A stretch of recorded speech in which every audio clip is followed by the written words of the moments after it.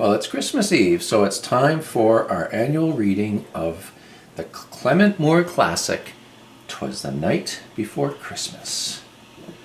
'Twas the night before Christmas, when all through the house not a creature was stirring, not even a mouse. The stockings were hung by the chimney with care, in hopes that St. Nicholas soon would be there. The children were nestled all snug in their beds, while visions of sugar plums danced in their heads. Mamma in her kerchief and I in my cap had just settled our brains for a long winter's nap. When out on the lawn there rose such a clatter, I sprang from my bed to see what was the matter. Away to the window I flew like a flash, tore open the shutters and threw up the sash.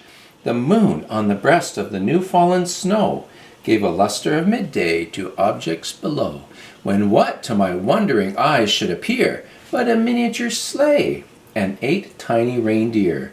With a little old driver so lively and quick, I knew in a moment it must be St. Nick.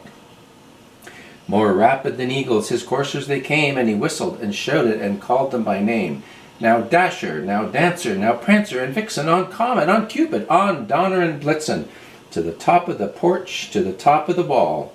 Now dash away, dash away, dash away all.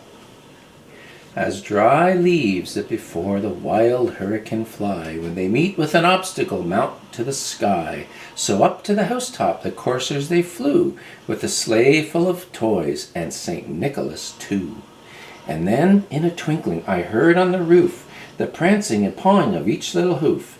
As I drew in my head and was turning around, down the chimney St. Nicholas came with a bound.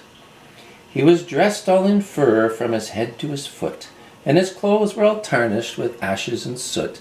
A bundle of toys he had flung on his back, and he looked like a peddler just opening his pack. His eyes, how they twinkled, his dimples, how merry. His cheeks were like roses, his nose like a cherry. His droll little mouth was drawn up like a bow, and the beard on his chin was as white as the snow. The stump of a pipe he held tight in his teeth, and the smoke it encircled his head like a wreath. He had a broad face and a little round belly that shook when he laughed like a bowl full of jelly. He was chubby and plump, a right jolly old elf, and I laughed when I saw him, in spite of myself. A wink of his eye and a twist of his head soon gave me to know I had nothing to dread. He spoke not a word, but went straight to his work, and filled all the stockings, then turned with a jerk, and laying his finger aside of his nose, and giving a nod up the chimney, he rose. He sprang to his sleigh, to his team gave a whistle, and away they all flew like the down of a thistle. But I heard him exclaim, ere he drove out of sight, "Happy Christmas to all, and to all a good night." So to Andrew and Katie and James and Peter and Erica and Dustin and little Sadie, a Merry Christmas from me and from Grandma. Merry Christmas.